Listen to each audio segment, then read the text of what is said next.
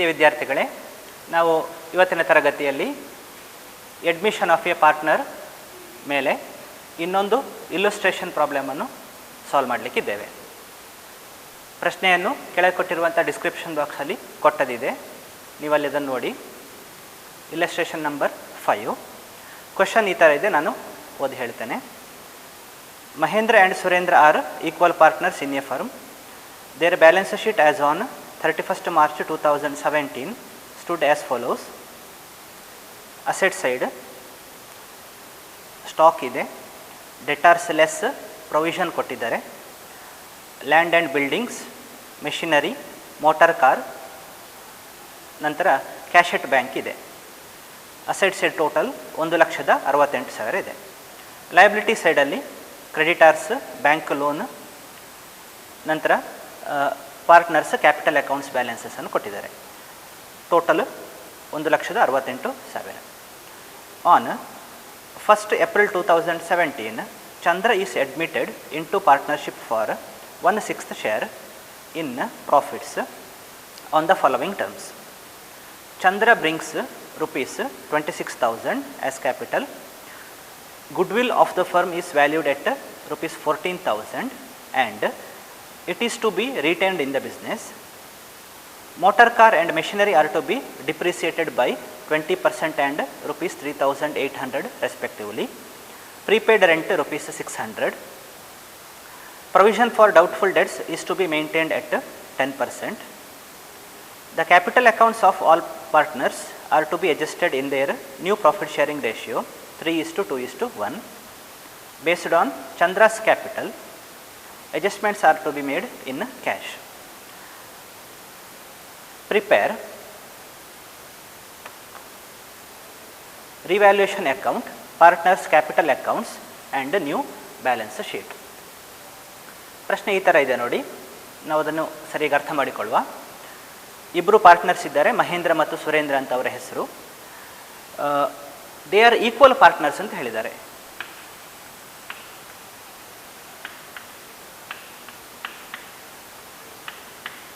Equal partners ಅಂತ ಹೇಳಿದರೆ ಅವರ ಓಲ್ಡ್ ಪ್ರಾಫಿಟ್ ಶೇರಿಂಗ್ ರೇಷಿಯೋ, ನಾವು ಓಲ್ಡ್ ರೇಷಿಯೋ ಅಂತ ಕರಿಬೋದು, ಅದು ಸಮಾನ ಅನುಪಾತದಲ್ಲಿದೆ, 1:1 ಅಂತ ನಾವು ಹೇಳುವಂಥದ್ದು. ಮಹೇಂದ್ರ ಮತ್ತು ಸುರೇಂದ್ರ ಅವರು ಓಲ್ಡ್ ಪಾರ್ಟ್ನರ್ಸ್ ಆಗಿರ್ತಾರೆ. ನೋಡಿ, ಬ್ಯಾಲೆನ್ಸ್ ಶೀಟ್ ಕೊಟ್ಟಿದ್ದಾರೆ ಅಲ್ಲಿ. ಅದರ ದಿನಾಂಕ ಯಾವುದು ಅಂತ ಹೇಳಿದರೆ 31 ಮಾರ್ಚ್ 2017. ಒಂದಷ್ಟು ಅಸೆಟ್ಸು, ಒಂದಷ್ಟು ಲಯಬಿಲಿಟೀಸನ್ನು ನಾವಲ್ಲಿ ಕಾಣ್ಬೋದು. ಅಲ್ಲಿ ಮುಂದೆ ನಾವು ನೋಡುವ. ನೋಡಿ, ಚಂದ್ರ ಅನ್ನುವಂಥ ವ್ಯಕ್ತಿಯನ್ನು ಅವರೇನು ಮಾಡ್ತಾ ಇದ್ದಾರೆ, ಹೊಸ ಪಾಲುದಾರನಾಗಿ ಸಂಸ್ಥೆಗೆ ಸೇರಿಸ್ತಾ ಇದ್ದಾರೆ. ಆ ತಾರೀಕು ನೋಡಿ ಯಾವುದು ಅಂತ, 1/4/2017. ಅವನಿಗೆ ಕೊಡ್ತಾ ಇರುವಂಥ ಪಾಲು ನೋಡಿ 1/6 ಶೇರ್ ಅಂತ ಹೇಳಿದ್ದಾರೆ. ಅದರ ಅರ್ಥ ಹೊಸ ಪಾಲುದಾರ ಚಂದ್ರ ಏನಿದ್ದಾನೆ ಅವನ ಪಾಲೆಷ್ಟು ಈಗ 1/6 ಅಂತ ಅರ್ಥ. ಅಲ್ಲಿ ಏನೆಲ್ಲ ಟರ್ಮ್ಸ್ ಇದೆಯೋ, ಅಂದರೆ ಅವುಗಳ ಆಧಾರದಲ್ಲಿ ಏನು ಅವರನ್ನು ಅಲ್ಲಿ ಸಂಸ್ಥೆಗೆ ಸೇರಿಸ್ತಾ ಇದ್ದಾರೋ ಅದನ್ನು ಕೊಟ್ಟಿದ್ದಾರೆ. ಅದೇನು ಅಂತ ನಾವು ನೋಡೋಣ. ನೋಡಿ, ಚಂದ್ರ ಬ್ರಿಂಗ್ಸ್ rupees 26,000 ಆ್ಯಸ್ ಕ್ಯಾಪಿಟಲ್. ಈಗ ಚಂದ್ರ ಪಾಲುದಾರನಾಗಿ ಬರುವಾಗ 26,000 ರೂಪಾಯಿಯಷ್ಟು ಬಂಡವಾಳವನ್ನು ತರಬೇಕು ಅಂತ ಹೇಳಿದ್ದಾರೆ. ಎರಡನೇ ಪಾಯಿಂಟ್ ನೋಡಿ, goodwill of the firm is valued at rupees 14,000 ಅಂತ ಹೇಳಿದ್ದಾರೆ. ಸಂಸ್ಥೆಯ ಗುಡ್ವಿಲ್ ಕೊಟ್ಟಿದ್ದಾರೆ 14,000. And it is to be retained in the business. ಇಲ್ಲೇನಾಗುವಂಥದ್ದು, ನಾವು ಅಕೌಂಟಿಂಗ್ ಸ್ಟ್ಯಾಂಡರ್ಡ್ 26 ಪ್ರಕಾರ ಸಾಲ್ವ್ ಮಾಡೋದ್ರಿಂದ ಪ್ರಾಬ್ಲಮನ್ನು ನಾವು ಗುಡ್ವಿಲ್ ಅನ್ನುವಂಥದ್ದು ಒಂದು ಇಂಟ್ಯಾಂಜಿಬಲ್ ಅಸೆಟ್ ಅಂತ ನಾವು ಅದನ್ನು ತಗೊಳ್ಳಿಕ್ಕೆ ಬರೋದಿಲ್ಲ. ನಾವು ಅಸೆಟಲ್ಲಿ ಅದನ್ನು ಬ್ಯಾಲೆನ್ಸ್ ಶೀಟಲ್ಲಿ ಅಸೆಟ್ ಸೈಡಲ್ಲಿ ನಾವು ಅದನ್ನು ತೋರಿಸುವಂಥ ಕ್ರಮ ಇರೋದಿಲ್ಲ. ಕ್ಯಾಪಿಟಲ್ ಅಕೌಂಟ್ಸ್ಗಳ ಮೂಲಕವೇ ನಾವು ಅದನ್ನು ಸಾಲ್ವ್ ಮಾಡ್ತೇವೆ. ಇಲ್ಲಿ ಏನು ಗುಡ್ವಿಲ್ ಇದೆಯೋ ಅದನ್ನು ನಾವು ಹೇಗೆ ಅಡ್ಜಸ್ಟ್ ಮಾಡ್ತೇವೆ ಅನ್ನುವಂಥದ್ದು ನಾವು ಮುಂದೆ ಡಿಸ್ಕಸ್ ಮಾಡಲಿಕ್ಕಿದ್ದೇವೆ. ಮೂರನೇ ಪಾಯಿಂಟ್ ನೋಡಿ, motor car, machinery are to be depreciated ಅಂತ ಹೇಳಿದ್ದಾರೆ. ಪ್ರೀಪೇಯ್ಡ್ ರೆಂಟ್ ಇದೆ ಅಲ್ಲಿ 600 ರೂಪಾಯಿಯಷ್ಟು. ಆಮೇಲೆ provision for doubtful debts is to be maintained at 10% ಅಂತ ಹೇಳಿದ್ದಾರೆ. ನಂತರ ಕೊನೆಯ ಅಡ್ಜಸ್ಟ್ಮೆಂಟ್ ಇದೆ ನೋಡಿ, ನಾವು ಅಡ್ಜಸ್ಟ್ಮೆಂಟ್ ನಂಬರ್ 5 ಏನು ಹೇಳ್ತೇವೆ, ಅಡ್ಜಸ್ಟ್ಮೆಂಟ್ ಆಫ್ ಪಾರ್ಟ್ನರ್ಸ್ ಕ್ಯಾಪಿಟಲ್ಸ್, ಅದನ್ನು ಕೊಟ್ಟಿದ್ದಾರೆ. ಅದಕ್ಕಾಗಿ ಅವರ ನ್ಯೂ ಪ್ರಾಫಿಟ್ ಶೇರಿಂಗ್ ರೇಷಿಯೋ ಕೊಟ್ಟಿದ್ದಾರೆ. ಇಲ್ಲಿರುವಂಥ ಇದು ಓಲ್ಡ್ ರೇಷಿಯೋ, ನ್ಯೂ ರೇಷಿಯೋ ಕೊಟ್ಟಿದ್ದಾರೆ ನೋಡಿ. ಅದೆಷ್ಟು ಅಂತ ಹೇಳಿದರೆ 3:2:1. ಮಹೇಂದ್ರ, ಸುರೇಂದ್ರ, ಚಂದ್ರ ಅವರ ಹೊಸ ರೇಷಿಯೋವನ್ನು ಕೊಟ್ಟಿದ್ದಾರೆ. ಸೊ ಈ ಒಂದಿಷ್ಟು ವಿಷಯಗಳನ್ನ ಇಟ್ಕೊಂಡು ನಾವೀಗ ಈ ಪ್ರಾಬ್ಲಮನ್ನು ಸಾಲ್ವ್ ಮಾಡಬೇಕು. ಮೊದಲನೇದಾಗಿ ನಾವು ಯಾವುದು ನೋಡಬೇಕು ಅಂತ ಹೇಳಿದರೆ, ನಮಗೆ ಯಾವ ರೇಷಿಯೋ ಬೇಕು ಅಂತ ತಿಳ್ಕೊಳ್ಳೋಣ. ಇಲ್ಲೇನಾಗಿದೆ ನೋಡಿ, ಓಲ್ಡ್ ರೇಷಿಯೋ ಕೊಟ್ಟಿದ್ದಾರೆ, ನ್ಯೂ ರೇಷಿಯೋ ಕೊಟ್ಟಿದ್ದಾರೆ. ಈ ರೇಷಿಯೋ ನಮಗೆ ಯಾಕೆ ಬೇಕು? ಮುಖ್ಯವಾಗಿ ಗುಡ್ವಿಲ್ಲನ್ನು ನಾವು ಹೇಗೆ ಅಡ್ಜಸ್ಟ್ಮೆಂಟ್ ಮಾಡ್ತೇವೋ ಅದಕ್ಕಾಗಿ ರೇಷಿಯೋ ಬೇಕಿಲ್ಲಿ. ಇಲ್ಲಿ ನೋಡಿ ಏನು ಹೇಳಿದ್ದಾರೆ ಅಂತ ಹೇಳಿದರೆ, ಸಂಸ್ಥೆಯ ಗುಡ್ವಿಲ್ 14,000 ಅಂತ ಹೇಳಿದ್ದಾರೆ. ನಂತರ ಹೊಸ ಪಾಲುದಾರ ಅವನ ಪಾಲಿನ ಗುಡ್ವಿಲ್ ಏನಿದೆಯೋ ಅದಕ್ಕಾಗಿ ಹಣ ತರ್ತಾ ಇದ್ದಾನ, ನಗದು ಅಥವಾ ಕ್ಯಾಶ್ ತರ್ತಾ ಇದ್ದಾನ ಇಲ್ವಾ ಅನ್ನುವಂಥದ್ದನ್ನು ಏನು ಹೇಳಲಿಲ್ಲ. ಅದರರ್ಥ ನಾವೇನು ಅಂದುಕೊಳ್ಬೇಕು, ಅವನು ಹಣ ತರ್ತಾ ಇಲ್ಲ ಅಂತ. ಹಾಗಾಗಿ ಈ ಸಂದರ್ಭ ಏನಾಗ್ತದೆ, when new partner doesn't bring his share of goodwill in cash ಆಗ್ತದೆ. ಹಾಗಿರುವಾಗ ನಾವೇನು ಮಾಡಬೇಕು, ಕ್ಯಾಪಿಟಲ್ ಅಕೌಂಟ್ಗಳ ಮೂಲಕ ಗುಡ್ವಿಲನ್ನು ಅಡ್ಜಸ್ಟ್ ಮಾಡಬೇಕು. ಇದು ಅಕೌಂಟಿಂಗ್ ಸ್ಟ್ಯಾಂಡರ್ಡ್ 26 ಪ್ರಕಾರ ನಾವು ಮಾಡ್ತಿರೋದು. ನಾವು ಅಕೌಂಟಿಂಗ್ ಸ್ಟ್ಯಾಂಡರ್ಡ್ 26 ಪ್ರಕಾರ ಮಾಡುವಾಗ ನಮಗೆ ಸ್ಯಾಕ್ರಿಫೈಸ್ ರೇಷಿಯೋ ಬೇಕಾಗ್ತದೆ. ಈ ಸಂದರ್ಭದಲ್ಲಿ ನಾವು ಸ್ಯಾಕ್ರಿಫೈಸ್ ರೇಷಿಯೋ ಕೊಟ್ಟಿದ್ದಾರಾ ನೋಡೋಣ. ಪ್ರಶ್ನೆಯಲ್ಲಿ ಎಲ್ಲಿ ಸಹ ಅವರು ನೇರವಾಗಿ ಸ್ಯಾಕ್ರಿಫೈಸ್ ರೇಷಿಯೋ ಕೊಟ್ಟಿಲ್ಲ. ನಾವೇನು ಮಾಡಬೇಕು, ಈಗ ಅದನ್ನು ಕ್ಯಾಲ್ಕುಲೇಟ್ ಮಾಡಬೇಕು.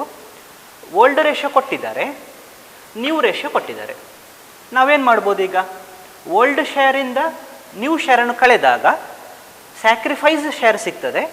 ಆ ಸ್ಯಾಕ್ರಿಫೈಸ್ ಶೇರನ್ನು ನೋಡಿಕೊಂಡು ನಾವೇನು ಮಾಡ್ಬೋದು, ಸ್ಯಾಕ್ರಿಫೈಸ್ ರೇಷಿಯೋವನ್ನು ಲೆಕ್ಕ ಹಾಕ್ಬೋದು. ಅದನ್ನು ನಾವು ಮೊದಲನೇದಾಗಿ ಮಾಡೋಣ. ಆಮೇಲೆ ನಾವು ಗುಡ್ವಿಲನ್ನು ಹೇಗೆ ಅಡ್ಜಸ್ಟ್ಮೆಂಟ್ ಮಾಡೋದು ಅಂತ ನೋಡೋಣ. ನಂತರ ಅಲ್ಲಿ ಅವರು ಕೊಟ್ಟಿರುವಂತಹ ಅಥವಾ ಹೇಳಿರುವಂತಹ revaluation account, capital account, balance sheet ಎಲ್ಲವನ್ನು ಮಾಡೋಣ. ಇಲ್ಲಿ total goodwill of the firm 14,000 ಅಂತ ಹೇಳಿರುವಂಥದ್ದು ಅವರು.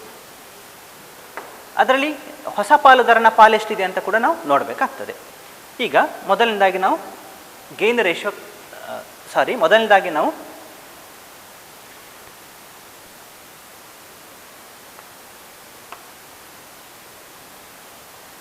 ಮೊದಲನೇದಾಗಿ ನಾವು ಸ್ಯಾಕ್ರಿಫೈಸ್ ರೇಷಿಯೋ ಕ್ಯಾಲ್ಕುಲೇಟ್ ಮಾಡೋಣ. ಇಲ್ಲಿ calculation of sacrifice ratio. Formula ನೋಡಿ, share sacrificed equals to old share minus new share. Old share minus new share ಮಾಡಿದಾಗ ಶೇರ್ ಸ್ಯಾಕ್ರಿಫೈಸ್ಡ್ ಸಿಗ್ತದೆ. ಮೊದಲನೆಯ ಪಾಲುದಾರ ನೋಡಿ, ಮಹೇಂದ್ರನ ಸಂದರ್ಭದಲ್ಲಿ ನಾವು ರೇಷಿಯೋ ಏನಾಗ್ತದೆ ನೋಡೋಣ. ಇಲ್ಲಿ ಮಹೇಂದ್ರನ ಓಲ್ಡ್ ಶೇರ್ ಎಷ್ಟಿದೆ ನೋಡೋಣ. ಅಲ್ಲಿ ಓಲ್ಡ್ ರೇಷಿಯೋ ಅವರು ಹೇಳಿರುವಂಥದ್ದು 1:1, ನ್ಯೂ ರೇಷಿಯೋ ಅವರು ಹೇಳಿರುವಂಥದ್ದು 3:2:1. ಈಗ ಮಹೇಂದ್ರನ ಹಳೆ ಪಾಲು ನೋಡಿ, ಅಲ್ಲಿ 2ರಲ್ಲಿ 1 ಪಾಲು ಅವನಿಗೆ, ಅದರಿಂದ ನಾವು ಅವನ ಹೊಸ ಪಾಲನ್ನು ಕಳಿಬೇಕು. ಹೊಸತವನ ಪಾಲು 3/6 ಇದೆ ನೋಡಿ. 3, 2, 5, 1, 6. 6ರಲ್ಲಿ 3 ಪಾಲು ಮಹೇಂದ್ರನಿಗೆ. ಇಲ್ಲಿ ನಾವು LCM ಅಥವಾ ಲಘುತ್ತಮ ಸಾಮಾನ್ಯ ಅಪವರ್ತಿ 6 ಕಾಣ್ತೇವೆ. ಈ 6 ಹಾಗೆ ಉಳಿಸ್ಕೊಂಡಾಗ 3 ಏನಾಗ್ತದೆ, ಹಾಗೆ ಉಳಿತದೆ. 2 ನೀವು 6 ಆಗಿ ಪರಿವರ್ತಿಸಲು 3ರಿಂದ ಗುಣಿಸಬೇಕು. 3, 2ರಲ್ಲಿ 6, ಹಾಗಾಗಿ 3, 1ಲಿ 3 ಆಗ್ತದೆ. ಈಗ ನೋಡಿ 0/6. ನಂತರ 2ನೆಯ ಪಾಲುದಾರ ಸುರೇಂದ್ರನ ವಿಷಯವನ್ನು ನೋಡೋಣ. ಅವನ ಹಳೆ ಪಾಲು, ಅವರು ಸಮವಾಗಿ ಅಲ್ಲಿ ಲಾಭ ನಷ್ಟಗಳು ಹಂಚಿಕೊಳ್ತಾ ಇದ್ರು, 1/2 ಆಗ್ತದೆ. ಮೈನಸ್ ಅವನ ಹೊಸ ಪಾಲು 2 ಇದೆ, 6ರಲ್ಲಿ 2 ಭಾಗ, LCM 6, 2 ಹಾಗೆ ಉಳಿತದೆ. 3ರಿಂದ ಗುಣಿಸಿ, 3, 2ರಲ್ಲಿ 6, 3, 1ಲಿ 3, ಕಳೀರಿ, 3ರಿಂದ 2 ಹೋದರೆ 1/6. ಈಗ ಏನು ನಮಗೆ ಅರ್ಥ ಆಗ್ತಾ ಉಂಟು ಅಂತ ಹೇಳಿದರೆ, ಇಲ್ಲಿ 0/6 ಇದೆ. ಅದರ ಅರ್ಥ ಮಹೇಂದ್ರ ಏನಿದ್ದಾನೆ ಅವನು ಹೊಸ ಪಾಲುದಾರ ಚಂದ್ರನಿಗಾಗಿ ಅವನ ಪಾಲಿನಲ್ಲಿ ಯಾವುದೇ ಪಾಲನ್ನು ಬಿಟ್ಟು ಕೊಟ್ಟಿಲ್ಲ ಅಂತ. ಅದಕ್ಕಾಗಿ ಇಲ್ಲಿ 0 ಬಂದಿದೆ. ಇನ್ನೊಂದು ಕಡೆ ನೋಡಿ, ಸುರೇಂದ್ರ ಏನು ಮಾಡ್ತಾನೆ, ಅವನ ಪಾಲಿನಲ್ಲಿ 1/6 ಬಿಟ್ಟು ಕೊಡ್ತಾ ಇದ್ದಾನೆ. ಅದಕ್ಕಾಗಿ ಇಲ್ಲಿ 1/6 ನಮಗೆ ಆನ್ಸರ್ ಬಂದಿದೆ. ನಾವು ಇದನ್ನು ಈಗ ಗಮನಿಸೋದಾದರೆ ಚಂದ್ರನ ಹೊಸ ಪಾಲು ಎಷ್ಟಿದೆ ಅಂತ ನೋಡೋಣ. ನೋಡಿ, ಚಂದ್ರನ ಪಾಲಿಲ್ಲಿ 1 ಇದೆ, ಅಂದರೆ 6ರಲ್ಲಿ 1 ಪಾಲಿದೆ. ಸುರೇಂದ್ರ ಕೊಟ್ಟಿರುವಂಥದ್ದು ನೋಡಿ 1/6. ಅದರ ಅರ್ಥ ಚಂದ್ರ ಏನು ಪಾಲನ್ನು ಪಡ್ಕೊಂಡಿದ್ದಾನ, ಆ ಪಾಲನ್ನು ಪೂರ್ತಿಯಾಗಿ ಚಂದ್ರ ಯಾರಿಂದ ಪಡ್ಕೊಂಡಿದ್ದಾನೆ? ಸುರೇಂದ್ರನಿಂದ ಪಡ್ಕೊಂಡಿದ್ದಾನೆ. ಅದಕ್ಕಾಗಿ ಇಲ್ಲಿಗ ಸ್ಯಾಕ್ರಿಫೈಸ್ ರೇಷಿಯೋ ನಾವು ಮಹೇಂದ್ರ ಮತ್ತು ಸುರೇಂದ್ರನದ್ದು ನೋಡೋದಾದರೆ 0/6 = 1/6 ಅಥವಾ 0:1. ನೋಡಿ, ಮಹೇಂದ್ರ ಯಾವುದೇ ಪಾಲನ್ನು ಕೊಟ್ಟಲಿಲ್ಲ, ಸುರೇಂದ್ರ 1/6 ಕೊಟ್ಟಿದ್ದಾನೆ. ಹಾಗಾಗಿ ಚಂದ್ರನ ಪಾಲು ಕೂಡ ಅಷ್ಟೇ ಇದೆ. ಸೊ ಈಗ ನಾವು ಸ್ಯಾಕ್ರಿಫೈಸ್ ರೇಷಿಯೋನ ಕ್ಯಾಲ್ಕುಲೇಟ್ ಮಾಡಿ ಆಯಿತು. ಮುಂದೆ ನಾವೇನು ಮಾಡುವ, ಗುಡ್ವಿಲ್ಲನ್ನು ನೋಡೋಣ. ಈಗ ಗುಡ್ವಿಲ್ ನೋಡಿ, ಸಂಸ್ಥೆಯ ಒಟ್ಟು ಗುಡ್ವಿಲ್ ಎಷ್ಟು ಅಂತ ಹೇಳಿದರೆ 14,000 ಅಂತ ಇದೆ. ಅಲ್ಲಿ ನೀವು 2ನೇ ಪಾಯಿಂಟನ್ನು ನೋಡ್ಬೋದು. Goodwill of the firm is valued at ₹14,000 ಅಂತ ಹೇಳಿದ್ದಾರೆ. ಈಗ 14,000 ಸಂಸ್ಥೆಯ ಒಟ್ಟು ಮೌಲ್ಯ, ಗುಡ್ವಿಲ್ ಮೌಲ್ಯ. ಈಗ ಇದರಲ್ಲಿ ಹೊಸ ಪಾಲುದಾರ ಯಾರಿದ್ದಾನೆ ಚಂದ್ರ, ಅವನ ಪಾಲು ಎಷ್ಟು ಅಂತ ನೋಡೋಣ. ಹೇಗೆ ನೋಡೋದು ನಾವು? ಸಂಸ್ಥೆಯ ಒಟ್ಟು ಮೌಲ್ಯ ಗುಣಿಸು ಅವನ ಪಾಲು. ಚಂದ್ರನ ಪಾಲು ಎಷ್ಟು ಇಲ್ಲಿ? 1/6. ಈಗ 14,000 ಗುಣಿಸು 1 ಭಾಗಿಸು 6 ಮಾಡಿದಾಗ ಇಲ್ಲಿ ಉತ್ತರ ಎಷ್ಟು ಬರ್ತದೆ ಅಂತ ಹೇಳಿದರೆ 2,333.33 ಬರ್ತದೆ. ನಾವು ಅದನ್ನು 2,333ಕ್ಕೆ ನಿಲ್ಲಿಸೋಣ.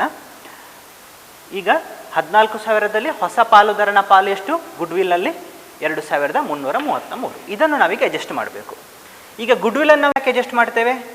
ಯಾಕಂತ ಹೇಳಿದರೆ ಹೊಸ ಪಾಲುದಾರ ಏನು ಹಳೆ ಪಾಲುದಾರರಿಂದ ಅವರ ಲಾಭದಲ್ಲಿ ಸ್ವಲ್ಪ ಪಾಲನ್ನು ಪಡೆತಾನ, ಅದಕ್ಕಾಗಿ ಏನು ಮಾಡಬೇಕು? ಪರಿಹಾರ ಕೊಡಬೇಕು, ಕಾಂಪೆನ್ಸೇಷನ್ ಕೊಡಬೇಕು. ಅದನ್ನು ಮಾಡೋದಕ್ಕಾಗಿ ನಾವೇನು ಮಾಡ್ತೇವೆ? ಗುಡ್ವಿಲ್ಲನ್ನು ಅಡ್ಜಸ್ಟ್ ಮಾಡ್ತೇವೆ. ಈ ಸಂದರ್ಭದಲ್ಲಿ ನೋಡಿ, ಮಹೇಂದ್ರ ಯಾವ ಪಾಲನ್ನು ಕೂಡ ಕೊಟ್ಟಿಲ್ಲ ಚಂದ್ರನಿಗಾಗಿ. ಹಾಗಾಗಿ ಚಂದ್ರ ಮಹೇಂದ್ರನಿಗೆ ಯಾವುದೇ ಪರಿಹಾರವನ್ನು ಕೊಡುವಂಥ ಅಗತ್ಯ ಇಲ್ಲ. ಮತ್ತೊಂದು ಸೈಡ್ ಸುರೇಂದ್ರ ಏನು ಮಾಡಿದ್ದಾನೆ? ಪೂರ್ತಿಯಾಗಿ ಪಾಲು ಚಂದ್ರ ಪಡೆದಿರುವಂಥ ಪೂರ್ತಿ ಪಾಲು ಕೊಟ್ಟಿರುವಂಥದ್ದು ಸುರೇಂದ್ರ 1/6. ಇಲ್ಲಿ ನಿಮಗೆ ಗೊತ್ತಾಗ್ತದೆ ನೋಡಿ. ಹಾಗಾಗಿ ಏನು ಪರಿಹಾರ ಇದೆಯೋ ಚಂದ್ರ ಕೊಡ್ಲಿಕ್ಕಿರುವಂಥದ್ದು ಅದೆಲ್ಲವೂ ಯಾರಿಗೆ ಸೇರ್ತದೆ? ಸುರೇಂದ್ರನಿಗೆ ಸಿಗ್ತದೆ.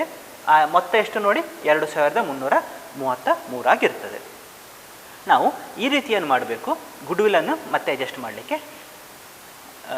ಮಾಡಲಿಕ್ಕಿರ್ತದೆ. ಇಷ್ಟಾದ ನಂತರ ಇನ್ನು ನಾವೇನು ಮಾಡೋಣ? ಒಂದು ರಿವ್ಯಾಲ್ಯೂಯೇಷನ್ ಅಕೌಂಟನ್ನು ಮಾಡೋಣ. ರಿವ್ಯಾಲ್ಯೂಯೇಷನ್ ಅಕೌಂಟ್ ಫಾರ್ಮ್ಯಾಟ್ ಮಾಡಿದ್ದೇನೆ. ಈಗ ರಿವ್ಯಾಲ್ಯೂಯೇಷನ್ ಅಕೌಂಟಲ್ಲಿ ನಾವು ಏನೆಲ್ಲ ಬರೀಲಿಕ್ಕಿದ್ದೇವೆ ಅಂತ ನೋಡೋಣ. ಅಲ್ಲಿ ಕೊಟ್ಟಿರುವಂಥ ಅಡ್ಜಸ್ಟ್ಮೆಂಟ್ಗಳನ್ನು ನೋಡಿ. 1ನೇ adjustment, Chandra brings ₹26,000 as capital. ಇದು ಕ್ಯಾಪಿಟಲ್ ಅಕೌಂಟಿಗೆ ಸಂಬಂಧಪಟ್ಟದ್ದು, ರಿವ್ಯಾಲ್ಯೂಯೇಷನ್ ಅಕೌಂಟ್ನಲ್ಲಿ ಬರುವುದಿಲ್ಲ. 2ನೇದು ನೋಡಿ, goodwill of the firm is valued at ₹14,000 ಅಂತ ಹೇಳಿದರೆ ಇದನ್ನು ಕೂಡ ನಾವು ಕ್ಯಾಪಿಟಲ್ ಅಕೌಂಟ್ನಲ್ಲಿ ಅಡ್ಜಸ್ಟ್ ಮಾಡ್ತೇವೆ. ಯಾಕಂತ ಹೇಳಿದರೆ ಕೊಟ್ಟಿರುವಂಥ ಬ್ಯಾಲೆನ್ಸ್ ಶೀಟಲ್ಲಿ ಅಲ್ಲಿ ಗುಡ್ವಿಲ್ ಇಲ್ಲ. ಕೊಟ್ಟಿರುವಂಥ ಬ್ಯಾಲೆನ್ಸ್ ಶೀಟಲ್ಲಿ ಎಲ್ಲದು ಗುಡ್ವಿಲ್ ಇರ್ತಿದ್ರೆ ನಾವು ಆಗ ಆ ಅಸೆಟ್ಟಲ್ಲಿ ಆಗಿರುವಂತಹ ಏರಿಕೆ ಅಥವಾ ಇಳಿಕೆಯನ್ನು ಏನು ಮಾಡ್ಬೋದಿತ್ತು? ರಿವ್ಯಾಲ್ಯೂಯೇಷನ್ ಅಕೌಂಟ್ನಲ್ಲಿ ಮಾಡ್ಬೋದಿತ್ತು ಅಡ್ಜಸ್ಟ್ಮೆಂಟು. 3ನೇ ಪಾಯಿಂಟ್ ನೋಡಿ, motor car and machinery are to be depreciated by 20% and ₹3,800 respectively ಅಂತ ಹೇಳಿದ್ದಾರೆ. ಈಗ ಮೋಟಾರ್ ಕಾರ್ ಮೇಲೆ ಡಿಪ್ರಿಸಿಯೇಷನ್ ಆಗಿದೆ ಅಂತ ಹೇಳಿದ್ದಾರೆ. ನೋಡಿ, ಬ್ಯಾಲೆನ್ಸ್ ಶೀಟಲ್ಲಿ ಮೋಟಾರ್ ಕಾರು ಮೊತ್ತ ಎಷ್ಟಿದೆ? ಅಲ್ಲಿ ₹8,000 ಇದೆ. ಅದರ ಮೇಲೆ 20,000 ಅಂದರೆ 20%, 1000 ಅಲ್ಲ 20% ಡಿಪ್ರಿಸಿಯೇಷನ್ ಅಂತ ಹೇಳಿದರೆ ಅದನ್ನು ನಾವೀಗ ಬರೀಲಿಕ್ಕಿದೆ. ಜೊತೆಗೆ ಅಲ್ಲಿರುವಂಥ ಮೆಷಿನರಿ ಮೇಲೆ ಏನಿದೆಯೋ ಆ ಡಿಪ್ರಿಸಿಯೇಷನ್ ಅದನ್ನು ಕೂಡ ಬರೀಲಿಕ್ಕಿದೆ. ಇಲ್ಲಿ ಎಂಟ್ರಿ ಏನಾಗ್ತದೆ? ಯಾವಾಗ ಅಲ್ಲಿ ಒಂದು ಫಿಕ್ಸ್ಡ್ ಅಸೆಟ್ನ ಮೌಲ್ಯ ಕಡಿಮೆ ಆಗ್ತದೋ ನಾವು ಅದನ್ನು ಡೆಬಿಟ್ ಸೈಡಲ್ಲಿ ಬರೀತೇವೆ. ಅದಕ್ಕೆ entry revaluation account debit to asset account ಆಗ್ತದೆ. ಹಾಗಾಗಿ ಇಲ್ಲಿ ನಾವು ಮೋಟಾರ್ ಕಾರ್ ಫಸ್ಟ್ ಬರಿಬೇಕು. ಮೋಟಾರ್ ಕಾರ್ 8,000 ಅದರ ಮೌಲ್ಯ, ಅಲ್ಲಿ ಕಡಿಮೆ ಆಗಿರುವಂಥದ್ದು ಎಷ್ಟು ನೋಡಿ? 20%. 8,000ದ 20% ಅಂತ ಹೇಳಿದರೆ ಅಲ್ಲಿ ಎಷ್ಟು ಬರ್ತದೆ? ಮೊತ್ತ ₹1,600 ಬರ್ತದೆ. ನಂತರ ₹3,800 ಅಂತ ಹೇಳಿದ್ದಾರೆ ಮೆಷಿನರಿ ಮೇಲೆ. ನೇರವಾಗಿ ಅವರು ಕ್ಯಾಲ್ಕುಲೇಟ್ ಮಾಡಿ ಕೊಟ್ಟಿದ್ದಾರೆ, ನಾವು ಅದನ್ನು ಹಾಗೆ ಬರೆಯೋಣ. ಅಲ್ಲಿ ಅಸೆಟ್ ಸೈಡಲ್ಲಿ ನೀವು ನೋಡೋದಾದರೆ ಏನು ಕೊಟ್ಟಿದ್ದಾರೆ? ಮೆಷಿನರಿ ಅಂತ ಇದೆ, ನಾವು ಇಲ್ಲಿ ಮೆಷಿನರಿ ಅಂತ ಬರೆಯೋಣ. ನೇರವಾಗಿ ಅವರು ಅಮೌಂಟು ಕೊಟ್ಟಿದ್ದಾರೆ 3,800. ಆಮೇಲೆ ನೋಡಿ ಅಡ್ಜಸ್ಟ್ಮೆಂಟ್ ನಂಬರ್ 4 ಪ್ರೀಪೇಯ್ಡ್ ರೆಂಟ್ ₹600 ಅಂತ ಹೇಳಿದ್ದಾರೆ. ಮುಂದಿನ ಅವಧಿಯ ರೆಂಟನ್ನು ಮುಂಚಿತವಾಗಿ ಅವರೇನು ಮಾಡಿದ್ದಾರೆ, ಪಾವತಿ ಮಾಡಿದ್ದಾರೆ. ಇದನ್ನು ಏನಾಗ್ತದೆ, ಇದನ್ನು ಅಲ್ಲೊಂದು ಅಸೆಟ್ ಆಗ್ತದೆ ಇದು. ಹಾಗಾಗಿ ನಾವು ಅದನ್ನು ಏನು ಮಾಡಬೇಕೀಗ, ಬರೀಲಿಕ್ಕಿದೆ. ಇಲ್ಲಿ ಆ ಅಸೆಟ್ ಕೊಟ್ಟಿರುವ ಬ್ಯಾಲೆನ್ಸ್ ಶೀಟಲ್ಲಿ ಇಲ್ಲ. ನಾವು ಅನ್ರೆಕಾರ್ಡೆಡ್ ಅಸೆಟ್ ಅಂತ ಹೇಳ್ತೇವಲ್ಲ, ಅದು ಅನ್ರೆಕಾರ್ಡೆಡ್ ಅಸೆಟ್ ಆಗ್ತದೆ. ನಾವು ಅದನ್ನೀಗ ಬರೀಬೇಕಿಲ್ಲಿ. ಎಂಟ್ರಿ ಏನಾಗ್ತದೆ, unrecorded asset account debit to revaluation account. ಹಾಗಾಗಿ ಕ್ರೆಡಿಟ್ ಸೈಡಲ್ಲಿ ಬರ್ತದೆ ಅದು ಪ್ರೀಪೇಯ್ಡ್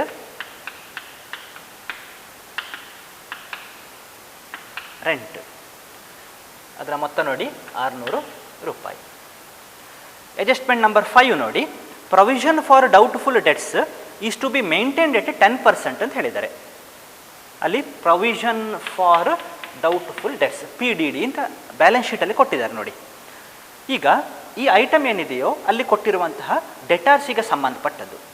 ಬ್ಯಾಲೆನ್ಸ್ ಶೀಟಲ್ಲಿ ಡೆಟಾರ್ಸ್ ಎಷ್ಟಿದೆ ನೋಡಿ, 32,000 ಇದೆ. ನಂತರ ಬ್ಯಾಲೆನ್ಸ್ ಶೀಟಲ್ಲಿ PDD ಕೊಟ್ಟಿದ್ದಾರೆ, ಅದರ ಮೊತ್ತ ಎಷ್ಟಿದೆ ನೋಡಿ, ₹1,000 ಇದೆ. ಇಲ್ಲೇನು ಹೇಳಿದ್ದಾರೆ ಅಡ್ಜಸ್ಟ್ಮೆಂಟಲ್ಲಿ, provision for doubtful debt is to be maintained at 10% ಅಂತ ಹೇಳಿದ್ದಾರೆ. ನಾವೇನು ಮಾಡಬೇಕು ಈ ಸಂದರ್ಭದಲ್ಲಿ, 10%ನಷ್ಟು ಪ್ರೊವಿಷನ್ ಫಾರ್ ಡೌಟ್ಫುಲ್ ಡೆಟ್ಸನ್ನು ಇಟ್ಕೊಳ್ಬೇಕು ಅಂತ ಅರ್ಥ. ಆ ಮೊತ್ತ ಯಾವುದರ ಮೇಲೆ ಲೆಕ್ಕ ಹಾಕೋದು ಅಂತ ಹೇಳಿದರೆ, ಅಲ್ಲಿ ಕೊಟ್ಟಿರುವಂತಹ ಈ ಡೆಟಾರ್ಸ್ ಮೇಲೆ. ಈಗ 32,000 ಮೇಲೆ 10%ನಷ್ಟು ಏನು ಬೇಕು, ಪ್ರೊವಿಷನ್ ಫಾರ್ ಡೌಟ್ಫುಲ್ ಡೆಟ್ಸ್ ಬೇಕು. ಎಷ್ಟಾಗ್ತದೆ, 32,000 ಗುಣಿಸು 10/100 ಮಾಡಿದಾಗ 3,200 ಆಗ್ತದೆ. ಇಷ್ಟು ಅಲ್ಲಿ ಪ್ರೊವಿಷನು ಬೇಕು ಅಂತ ಹೇಳ್ತಾ ಇದ್ದಾರೆ ಈಗ ಕ್ವಶನ್ನಲ್ಲಿ. ಇಲ್ಲಿ ನೋಡಿ, ಅಲ್ಲಿ ಬ್ಯಾಲೆನ್ಸ್ ಶೀಟಲ್ಲಿ ಆಲ್ರೆಡಿ ಕೊಟ್ಟಿದ್ದಾರೆ, ಎಷ್ಟಿದೆ, ₹1,000 ಇದೆ. ಏನು ಅರ್ಥ ಆಗ್ತಾ ಉಂಟು ನೋಡಿ, 3,200ರಷ್ಟು ಪ್ರೊವಿಷನ್ ಬೇಕು. ಅಲ್ಲಿ ಈಗಾಗಲೇ ₹1,000 ಮಾಡಿದ್ದು ಇದೆ. ಈಗ ನಾವು ಇನ್ನು ಎಷ್ಟು ಜಾಸ್ತಿ ಮಾಡಬೇಕು, ಹಾಗಾದರೆ 1,000 ಇದ್ದದ್ದು 3,200ರಷ್ಟು ಆಗಬೇಕಲ್ಲಿ. ಅದರ ಅರ್ಥ ನಾವೀಗ ಎಷ್ಟು ಸೇರಿಸಬೇಕು ಅಂತ ಹೇಳಿದರೆ, 2,200ರಷ್ಟು ಹೊಸ ಪ್ರೊವಿಷನನ್ನು ಮಾಡಬೇಕು. ಆಗ ಏನಾಗ್ತದೆ, ಇರುವುದು 1,000, ಈಗ ನಾವು ಹೊಸದಾಗಿ ಮಾಡ್ತಿರೋದು 2,200, ಒಟ್ಟಾಗಿ ಅಲ್ಲಿ ಎಷ್ಟು ಆಗ್ತದೆ, 3,200 ಆಗ್ತದೆ. ಅದು ಯಾವುದಕ್ಕೆ ಸಮ, ಅಲ್ಲಿ ಹೇಳಿರುವಂತಹ PDD ಅಟ್ 10% ಅಂತ ಹೇಳಿದಾರಲ್ಲ, ಮೇಂಟೈನ್ ಮಾಡಿ ಅಂತ, ಅದಕ್ಕೆ ಸಮ ಆಗ್ತದೆ. ಈಗ ನಾವು ರಿವ್ಯಾಲ್ಯೂಯೇಷನ್ ಅಕೌಂಟಲ್ಲಿ ಈ ಮೊತ್ತವನ್ನು ತಗೊಳ್ಬೇಕು. ಹೊಸದಾಗಿ ನಾವು ಈಗ ಎಷ್ಟು ಸೇರಿಸ್ತಾ ಇದ್ದೇವೋ ಅದನ್ನು ನಾವೀಗ ತಗೊಳ್ಬೇಕು. ಪ್ರೊವಿಷನ್ನಲ್ಲಿ ನಾವು ಏರಿಕೆ ಮಾಡೋದು ಅಂತ ಹೇಳುವಂಥದ್ದು ಇದನ್ನು. ಅದನ್ನು ನಾವು ಎಲ್ಲಿ ಬರಿಬೇಕು, ಡೆಬಿಟ್ ಸೈಡಲ್ಲಿ ಬರಿಬೇಕು. ಎಂಟ್ರಿ ನೋಡಿ, revaluation account debit to provision for doubtful debts ಅಂತ ಆಗ್ತದೆ. ಇಲ್ಲಿ ಬರಿಬೇಕು ಪ್ರೊವಿಷನ್ ಫಾರ್ ಡೌಟ್ಫುಲ್ ಡೆಟ್ಸ್. ಮೊತ್ತ ಎಷ್ಟು, 2,200.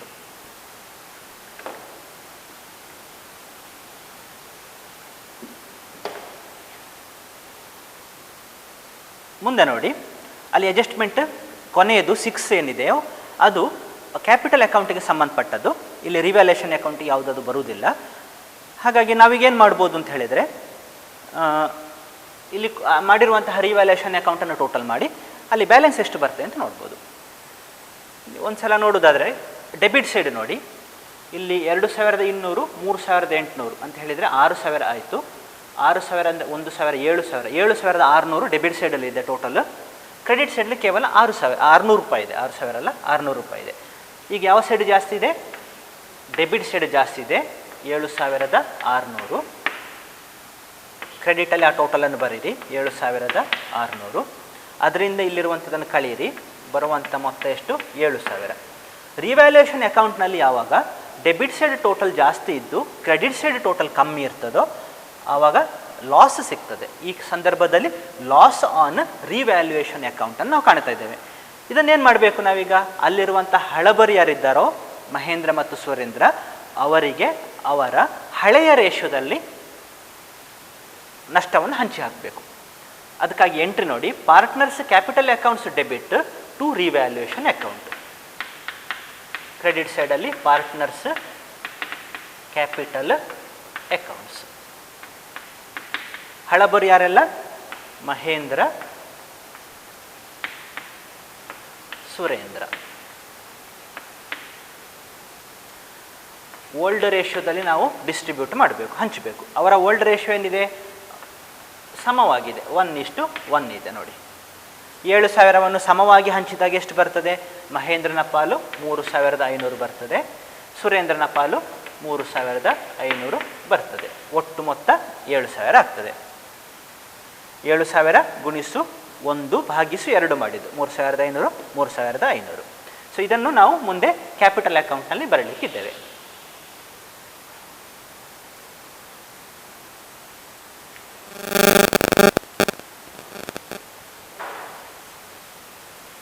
ಇಡೀಲಿ ಒಂದು ಪಾಸ್ ಇತ್ತು, ಆಯಿತಾ? ಒಂದು ಪಾಸ್ ಇತ್ತು, ಅಲ್ಲಿ ಎಡಿಟ್ ಮಾಡೋಕೆ ಹೇಳ್ತೇನೆ ನಾನು. ನಾವು ಪಾರ್ಟ್ನರ್ಸ್ ಕ್ಯಾಪಿಟಲ್ ಅಕೌಂಟ್ಸನ್ನು ಮಾಡಬೇಕು. ಫಾರ್ಮೆಟ್ ನಾನು ಈಗಾಗಲೇ ಮಾಡಿದ್ದೇನೆ. 3 ಜನ ಪಾಲ್ದಾರರು ಇದ್ದಾರೆ, ಮಹೇಂದ್ರ, ಸುರೇಂದ್ರ, ಚಂದ್ರ. ಡೆಬಿಟ್ ಸೈಡಲ್ಲಿ 3 ಅಮೌಂಟ್ ಕಾಲಮ್ಗಳು, ಕ್ರೆಡಿಟ್ ಸೈಡಲ್ಲಿ ಕೂಡ ಮಹೇಂದ್ರ, ಸುರೇಂದ್ರ, ಚಂದ್ರನಿಗಾಗಿ 3 ಅಮೌಂಟ್ ಕಾಲಮ್ಗಳು. ನಾವು ಮೊದಲನೇದಾಗಿ ಏನು ಮಾಡಬೇಕು, ಬ್ಯಾಲೆನ್ಸ್ ಶೀಟಿನಲ್ಲಿ ಅಲ್ಲಿ ಕೊಟ್ಟಿರುವಂತಹ ಓಪನಿಂಗ್ ಬ್ಯಾಲೆನ್ಸ್ ಏನಿದೆಯೋ ಅದನ್ನು ಬರೀಬೇಕು. ಅಲ್ಲಿ ನೋಡಿ, ಲಯಬಿಲಿಟಿ ಸೈಡಲ್ಲಿ ಕ್ಯಾಪಿಟಲ್ಸ್ ಅಂತ ಕೊಟ್ಟು ಮಹೇಂದ್ರ ಮತ್ತು ಸುರೇಂದ್ರ ಅಂತ ಕೊಟ್ಟಿದ್ದಾರೆ. 80,000, 40,000 ಇದೆ. ಅದನ್ನು ನಾವು ಇಲ್ಲಿ ಬರೆಯೋಣ. ಕ್ರೆಡಿಟ್ ಸೈಡಲ್ಲಿ ಬರ್ತದೆ balance brought down. Mahendra 80,000, Surendra 40,000. Chandra ಅಲ್ಲಿ ಹೊಸ ಪಾಲುದಾರ ಆಗಿರೋದ್ರಿಂದ ಅಲ್ಲಿ ಬ್ಯಾಲೆನ್ಸ್ ಇರುವುದಿಲ್ಲ. ಮುಂದೆ ನೋಡಿ, ನಾವೇನು ಮಾಡಬೇಕು, ರಿವ್ಯಾಲ್ಯೂಯೇಷನ್ ಅಕೌಂಟಿನ ಪ್ರಾಫಿಟ್ ಅಥವಾ ಲಾಸ್ ಏನಿದೆ ಅದನ್ನು ಇಲ್ಲಿ ಬರೀಬೇಕು. ನಾವು ಈಗಾಗಲೇ ರಿವ್ಯಾಲ್ಯೂಯೇಷನ್ ಅಕೌಂಟ್ ಮಾಡಿದ್ದೆವು, ಅಲ್ಲಿ ನಷ್ಟ ಸಿಕ್ಕಿದೆ. ನಾವಲ್ಲಿ ಎಂಟ್ರಿ ಬರೆದಿದ್ದೆವು, partners capital accounts debit to revaluation account ಅಂತ. ಅದನ್ನೀಗ ಇಲ್ಲಿ ಬರೆಯುವಾಗ ಏನಾಗ್ತದೆ, ಡೆಬಿಟ್ ಸೈಡಲ್ಲಿ ಬರ್ತದೆ ರಿವ್ಯಾಲ್ಯೂಯೇಷನ್ ಅಕೌಂಟ್. ಇಲ್ಲಿ ನಾವು ಲಾಸನ್ನು ಬರೀತಾ ಇದ್ದೇವೆ. ನೀವು ನೆನಪು ಮಾಡಿಕೊಳ್ಳಿ, ಮಹೇಂದ್ರನ ಪಾಲು ಅಲ್ಲಿ 3,500 ಸಿಕ್ಕಿತ್ತು, ಸುರೇಂದ್ರನ ಪಾಲು ಕೂಡ 3,500 ಸಿಕ್ಕಿತ್ತು. ಹೊಸ ಪಾಲುದಾರ ಚಂದ್ರನಿಗೆ ಯಾವುದೇ ಪಾಲು ಇರುವುದಿಲ್ಲ. ಇಲ್ಲಿ ಮಹೇಂದ್ರ, ಸುರೇಂದ್ರ ಏನು ಈಕ್ವಲ್ ಪಾರ್ಟ್ನರ್ಸ್ ಆಗಿದ್ದರು, ಹಾಗಾಗಿ 1:1 ರೇಷಿಯೋದಲ್ಲಿ 7,000 ಇದ್ದ ಲಾಸನ್ನು ನಾವೇನು ಮಾಡಿದ್ದೇವೆ, ಈಗ ಅವರಿಗೆ ಹಂಚಿ ಅವರ ಅಕೌಂಟಿನಲ್ಲಿ ಬರೆದಿದ್ದೇವೆ. ಎರಡನೇದು ಮುಗೀತು ಅಡ್ಜಸ್ಟ್ಮೆಂಟ್. ಅಂದರೆ ಮೊದಲನೇ ಅಡ್ಜಸ್ಟ್ಮೆಂಟು ರಿವ್ಯಾಲ್ಯೂಷನ್ ಅಕೌಂಟಿಗೆ ಸಂಬಂಧಪಟ್ಟಾಗ ಆಯಿತು. ನಾವು ಸೀಕ್ವೆನ್ಸ್ ಹೇಳೋದಾದರೆ ಅಲ್ಲಿ ರಿವ್ಯಾಲ್ಯೂಷನ್ ಅಕೌಂಟ್, ನಂತರ distribution of accumulated profits, reserves, ಮೂರನೇದು ಕ್ಯಾಪಿಟಲ್ ಕಾಂಟ್ರಿಬ್ಯೂಷನ್ ಬೈ ಪಾರ್ಟ್ನರ್, ನಾಲ್ಕನೇದು ಟ್ರೀಟ್ಮೆಂಟ್ ಆಫ್ ಗುಡ್ ವಿಲ್, ಐದನೇದು ಕ್ಯಾಪಿಟಲ್ ಅಡ್ಜಸ್ಟ್ಮೆಂಟ್. ಇಲ್ಲಿಗ ಎರಡನೇದು ನಾವು ನೋಡೋದಾದರೆ ಬ್ಯಾಲೆನ್ಸ್ ಶೀಟಲ್ಲಿ ಕೊಟ್ಟಿರುವಂತಹ ಅಕ್ಯುಮುಲೇಟೆಡ್ ಪ್ರಾಫಿಟ್ಸ್ ಅಥವಾ ಲಾಸಸ್, ಪ್ರಾಫಿಟ್ ಆ್ಯಂಡ್ ಲಾಸ್ ಅಕೌಂಟಿನ ಹೆಸರಿನಲ್ಲಿ ಇರ್ತದೆ. ಅದು ಇಲ್ಲಿ ಯಾವುದೇ ಮೊತ್ತ ಕೊಟ್ಟಿಲ್ಲ, ಅಥವಾ ಕೆಲವೊಮ್ಮೆ profit and loss appropriation account ಅನ್ನುವಂಥ ಹೆಸರಲ್ಲಿ ಇರ್ಬೋದು. ಈ ಕ್ವಶನ್ನಲ್ಲಿ ಅದು ಯಾವುದೂ ಇಲ್ಲ. ರಿಸರ್ವ್ಸ್ ಇದೆಯಾ ಅಂತ ನೋಡಿ, ಎಲ್ಲಿ ಅದು ಜನರಲ್ ರಿಸರ್ವ್ ಅಥವಾ ರಿಸರ್ವ್ ಫಂಡ್ ಏನಾದರೂ ಇದೆಯಾ ಅಂತ, ಅದು ಕೂಡ ಈ ಪ್ರಾಬ್ಲಮಲ್ಲಿ ಯಾವುದೂ ಇಲ್ಲ. ಹಾಗಾಗಿ ಎರಡನೇ ಅಡ್ಜಸ್ಟ್ಮೆಂಟ್ ಇಲ್ಲಿ ಬರುವುದಿಲ್ಲ. ಮೂರನೇದು ನಾವೇನು ಮಾಡಬೇಕು, ಕ್ಯಾಪಿಟಲ್ ಕಾಂಟ್ರಿಬ್ಯೂಷನ್. ಈಗ ಚಂದ್ರ ಹೊಸ ಪಾಲುದಾರ, ಅವನೇನು ಮಾಡ್ತಾ ಇದ್ದಾನೆ, 26,000ದಷ್ಟು ಬಂಡವಾಳವನ್ನು ಸಂಸ್ಥೆಗೆ ತರ್ತಾ ಇದ್ದಾನೆ. ಅದನ್ನು ನಾವೀಗ ಬರೀಬೇಕು. ಬ್ಯಾಲೆನ್ಸ್ ಶೀಟಲ್ಲಿ ಅಸೆಟ್ ಸೈಡಲ್ಲಿ ಕ್ಯಾಶ್ ಎಟ್ ಬ್ಯಾಂಕ್ ಕೊಟ್ಟಿದ್ದಾರೆ, ಅದರ ಹತ್ರ ಬ್ಯಾಂಕ್ ಅಕೌಂಟ್ ಇದೆ. ಅಲ್ಲಿ ನಾವು ಅದನ್ನೇ ಬಳಸ್ಕೊಂಡು ಏನು ಮಾಡುವ, ಬಂಡವಾಳ ತರುವುದಕ್ಕೆ ಜರ್ನಲ್ ಎಂಟ್ರಿಯನ್ನು ಬರೆಯೋಣ. ಎಂಟ್ರಿ ಏನಾಗ್ತದೆ ನೋಡಿ, bank account debit to Chandra's capital account ಆಗ್ತದೆ. ಚಂದ್ರ ಹೊಸ ಪಾಲುದಾರ, ಚಂದ್ರಾಸ್ ಕ್ಯಾಪಿಟಲ್ ಅಕೌಂಟ್ ಆಗ್ತದೆ. ಅವನ ಕ್ಯಾಪಿಟಲ್ ಅಕೌಂಟ್ನಲ್ಲಿ ನಾವು ಹೇಗೆ ಬರೀತೇವೆ, ಬ್ಯಾಂಕ್ ಅಕೌಂಟ್ ಅಂತ ಬರೀತೇವೆ. ಇಲ್ಲಿ ಕ್ಯಾಪಿಟಲ್ ತಂದಿರುವಂಥದ್ದು, ಯಾರು ತಂದಿರುವಂಥದ್ದು, ಚಂದ್ರ ಮಾತ್ರ. ಎಷ್ಟಿದೆ ಮೊತ್ತ, 26,000 ಇದೆ. ಮುಂದೆ ನಾವು ನಾಲ್ಕನೇ ಅಡ್ಜಸ್ಟ್ಮೆಂಟ್ ಗುಡ್ ವಿಲ್ಲನ್ನು ನೋಡಬೇಕು. ಈ ಸಂದರ್ಭದಲ್ಲಿ ನೋಡಿ, ಗುಡ್ ವಿಲ್ ಏನು ಮಾಡುವುದು ಅಂತ. Good will of the firm is valued at 14,000 ಅಂತ ಹೇಳಿದ್ದಾರೆ, and it is to be retained in the business ಅಂತ ಹೇಳಿದ್ದಾರೆ. ಈಗ ನಾವು ಈ ಸಂದರ್ಭದಲ್ಲಿ ಏನು ಹೇಳಿದ್ದೆವು, new partner doesn't bring his share of good will. ಹೊಸ ಪಾಲುದಾರ ಅವನ ಭಾಗದ ಗುಡ್ ವಿಲ್ಲನ್ನು ನಗದಿನಲ್ಲಿ ತರುವುದಿಲ್ಲ ಅಂತ ಅರ್ಥ. ತಾರದೇ ಇರುವಂಥ ಸಂದರ್ಭದಲ್ಲಿ ನಾವೇನು ಮಾಡಬೇಕು, ಕ್ಯಾಪಿಟಲ್ ಅಕೌಂಟನ್ನು ಬಳಸ್ಕೊಂಡು ಅದನ್ನು ಅಡ್ಜಸ್ಟ್ ಮಾಡಬೇಕು. ಹೇಗೆ ಅಡ್ಜಸ್ಟ್ಮೆಂಟ್ ಮಾಡುವಂಥದ್ದು, ಜರ್ನಲ್ ಎಂಟ್ರಿ ಏನಾಗ್ತದೆ ನೋಡಿ, new partners capital account debit to old partners capital account ಆಗ್ತದೆ. ಇಲ್ಲಿಗ ನ್ಯೂ ಪಾರ್ಟ್ನರ್ ಯಾರು, ಚಂದ್ರ. ಹಾಗಾಗಿ journal entry Chandra's capital account debit to old partners capital accounts. ಇಲ್ಲಿ ಓಲ್ಡ್ ಪಾರ್ಟ್ನರ್ಸ್ ಯಾರೆಲ್ಲ? ಮಹೇಂದ್ರ ಮತ್ತು Surendra. To Mahendra capital account ಪುನಃ ಟು ಸುರೇಂದ್ರಾಸ್ ಕ್ಯಾಪಿಟಲ್ ಅಕೌಂಟ್. ಈಗ ನಾವೇನು ಮಾಡಿದ್ದೇವೆ ಅಲ್ಲಿ ಈ ಪ್ರಾಬ್ಲಮನ್ನು ಶುರು ಮಾಡುವ ಸಂದರ್ಭದಲ್ಲಿ ಚಂದ್ರನ ಗುಡ್ವಿಲ್ಲಿನ ಪಾಲನ್ನು ಬರೆದಿದ್ದೆವು. ಅಲ್ಲಿ ಎಷ್ಟು ಬಂದಿತ್ತು ಆ ಪಾಲು? 2333 ಬಂದಿತ್ತು. 14,000 ಒಟ್ಟು ಮೌಲ್ಯ. ಅದರಲ್ಲಿ ಚಂದ್ರನ ಪಾಲೆಷ್ಟು? 6ರಲ್ಲಿ 1 ಭಾಗ. ಅದೆಷ್ಟು ಬಂದದ್ದು? 2,333 ಬಂದದ್ದು. ಆಮೇಲೆ ನಾವು ಸ್ಯಾಕ್ರಿಫೈಸ್ ರೇಷಿಯೋನ ಲೆಕ್ಕ ಹಾಕಿದ್ದೆವು. ಆವಾಗ ನಮಗೇನು ಸಿಕ್ಕಿತ್ತು ಅಂತ ಹೇಳಿದರೆ, ಈ ಒಂದು ಕ್ವಶನ್ನಲ್ಲಿ ಪ್ರಶ್ನೆಯಲ್ಲಿ ಮಹೇಂದ್ರ ಯಾವುದೇ ಪಾಲನ್ನು ಬಿಟ್ಟು ಕೊಡುವುದಿಲ್ಲ ಅಂತ ನಾವು ನೋಡಿದ್ದೆವು. ಸುರೇಂದ್ರ ಮಾತ್ರ ಪಾಲನ್ನು ಬಿಟ್ಟು ಕೊಡ್ತಾ ಇದ್ದಾನೆ ಅಂತ. ಹಾಗಿರುವಾಗ ಚಂದ್ರ ಈಗ ಯಾರಿಗೆಲ್ಲ ಪರಿಹಾರವನ್ನು ಕೊಡಬೇಕು? ಚಂದ್ರನಿಗೆ ಯಾರು ಪಾಲನ್ನು ಬಿಟ್ಟು ಕೊಟ್ಟಿದ್ದಾರೋ ಅವರಿಗೆ ಮಾತ್ರ. ಯಾರಿಗೆ? ಸುರೇಂದ್ರನಿಗೆ ಮಾತ್ರ ಈ ಸಂದರ್ಭದಲ್ಲಿ. ಯಾಕಂದರೆ ಮಹೇಂದ್ರ ಯಾವುದೇ ಪಾಲನ್ನು ಬಿಟ್ಟು ಕೊಟ್ಟಿಲ್ಲ. ಅಲ್ಲಿ ಸ್ಯಾಕ್ರಿಫೈಸ್ ರೇಷಿಯೋ ನಾವು ನೋಡ್ಬೋದು, 0:1 ಸಿಕ್ಕಿತ್ತು ನಮಗೆ. ಅದರರ್ಥ ಏನು ಅಮೌಂಟ್ ಇದೆಯೋ ಅಲ್ಲಿ ಪರಿಹಾರ ಕೊಡಲಿಕ್ಕೆ ಅದೆಲ್ಲವೂ ಯಾರಿಗೆ ಸೇರ್ತದೆ? 2ನೇ ಪಾಲುದಾರ ಸುರೇಂದ್ರನಿಗೆ ಮಾತ್ರ ಸಿಗ್ತದೆ. 1ನೇ ಪಾಲುದಾರ ಮಹೇಂದ್ರನಿಗೆ ಯಾವುದು ಸಿಕ್ಕುವುದಿಲ್ಲ. ಹಾಗಾಗಿ ಮಹೇಂದ್ರನ ಅಕೌಂಟನ್ನು ನಾವು ಬರೀಲಿಕ್ಕಿಲ್ಲ. ಕೇವಲ ಸುರೇಂದ್ರನ ಅಕೌಂಟ್ ಮಾತ್ರ ಬರಲಿಕ್ಕಿರೋದು. ಮೊತ್ತ ಎಷ್ಟು? 2,333 ಈ ರೀತಿ. ಈಗ ಎಂಟ್ರಿ ನೋಡಿ ಏನಾಯಿತು ಗುಡ್ವಿಲ್ಲಿಗಾಗಿ. Chandra's capital account debit 2,333 to Surendra's capital account 2,333. ಇದನ್ನೀಗ ನಾವು ಕ್ಯಾಪಿಟಲ್ ಅಕೌಂಟಲ್ಲಿ ಬರೆಯೋಣ. ಡೆಬಿಟ್ ಆಗಿರುವಂಥ ಅಕೌಂಟ್ ಚಂದ್ರನ ಕ್ಯಾಪಿಟಲ್ ಅಕೌಂಟ್. ಹಾಗಾಗಿ ಡೆಬಿಟ್ ಸೈಡ್ ಚಂದ್ರನ ಕ್ಯಾಪಿಟಲ್ ಅಕೌಂಟಲ್ಲಿ ಬರೀಬೇಕು. ಅದು ಇಲ್ಲಿ ಬರ್ತದೆ. ಕ್ರೆಡಿಟ್ ಆಗಿರೋದು ಸುರೇಂದ್ರನ ಕ್ಯಾಪಿಟಲ್ ಅಕೌಂಟ್. ಹಾಗಾಗಿ ಕ್ಯಾಪಿಟಲ್ ಅಕೌಂಟ್ ಕ್ರೆಡಿಟ್ ಸೈಡ್ ಸುರೇಂದ್ರನ ಕಾಲಮಲ್ಲಿ ನಾವು ಅಮೌಂಟನ್ನು ಬರೀಲಿಕ್ಕೆ ಇರ್ತದೆ. ಎಂಟ್ರಿ ನಾವು ಈ ಥರ ಅರ್ಥ ಮಾಡಿಕೊಳ್ಬೇಕು ನೋಡಿ. ಈಗ ಬರೆಯೋಣ. Chandra's capital account debit. ಇಲ್ಲಿ ಯಾರ ಅಕೌಂಟ್ ಬರ್ತದೆ? ಸುರೇಂದ್ರನ ಅಕೌಂಟ್ ಬರ್ತದೆ ನೋಡಿ. Surendra's capital account. ಮೊತ್ತ ಎಷ್ಟು? 2,333. ಇನ್ನು ಕ್ರೆಡಿಟ್ ನೋಡಿ. ಕ್ರೆಡಿಟ್ ಆಗಿರೋದು ಸುರೇಂದ್ರನ ಕ್ಯಾಪಿಟಲ್ ಅಕೌಂಟ್. ಕ್ರೆಡಿಟ್ ಸೈಡ್ ಸುರೇಂದ್ರನ ಕ್ಯಾಪಿಟಲ್ ಅಕೌಂಟ್. ಬರಬೇಕಾದ ಅಕೌಂಟ್ ಯಾವುದು? ಡೆಬಿಟ್ ಆಗಿರುವಂಥ ಅಕೌಂಟ್ ಚಂದ್ರಾಸ್ ಕ್ಯಾಪಿಟಲ್ ಅಕೌಂಟ್ 2,333. ಇದು ನಾವೀಗ ಮಾಡಿರುವಂಥದ್ದು ಗುಡ್ವಿಲ್. ಗುಡ್ವಿಲ್ಲಿಗಾಗಿ ಅಡ್ಜಸ್ಟ್ಮೆಂಟ್.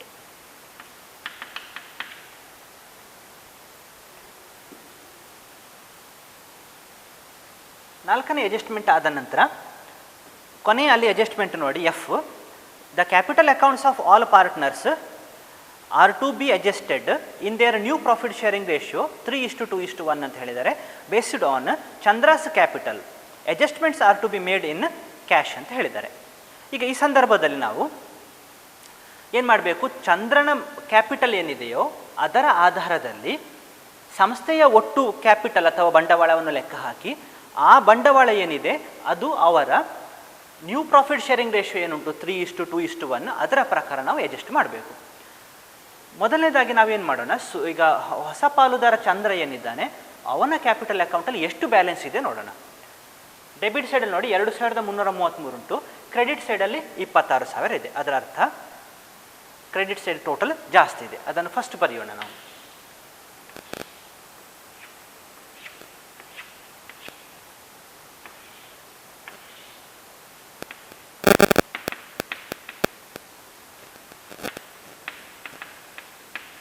$26,000ದಿಂದ 2,333 ಕಳೆದಾಗ ಅಲ್ಲಿ ಬರುವಂತಹ ಮೊತ್ತ ನೋಡಿ 23,667 ಬರ್ತದೆ. ಈಗ ಇದು ಅಲ್ಲಿರುವಂತಹ ಕ್ಲೋಸಿಂಗ್ ಬ್ಯಾಲೆನ್ಸ್. ಹಾಗಾಗಿ ಇದನ್ನು ನಾವು ಕೊನೆಯಲ್ಲಿ ಬರೀಬೇಕು. ಕ್ಲೋಸಿಂಗ್ ಬ್ಯಾಲೆನ್ಸ್ ಬರೆದ ನಂತರ ಅಲ್ಲಿ ಬೇರೆ ಯಾವುದನ್ನು ನಾವು ಬರೆಯುವ ಹಾಗಿಲ್ಲ. ಆಮೇಲೆ ಅಲ್ಲಿ ಏನಿರಬೇಕು? ಟೋಟಲ್ ಕಾಲಮ್ ಮಾತ್ರ ಅಥವಾ ಟೋಟಲ್ ಬರೆಯುವಂಥದ್ದು ಮಾತ್ರ ಅಲ್ಲಿ ಇರಬೇಕು.